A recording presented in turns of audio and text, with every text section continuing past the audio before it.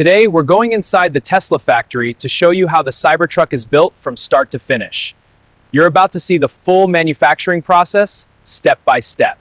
This is the Tesla Cybertruck, one of the most futuristic vehicles ever created. With its sharp stainless steel body and bold design, it looks completely different from any other car on the road, step by step.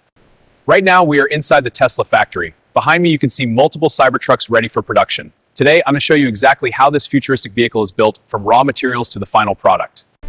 Now, let's begin. This is where everything starts, from raw metal to a fully built Cybertruck.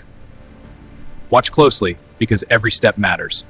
This entire factory is divided into different sections.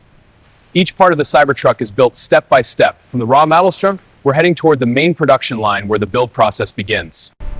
Now we are at the main production line. This is where the Cybertruck actually begins to take shape. From raw materials to a fully finished vehicle, you're about to see the entire process unfold.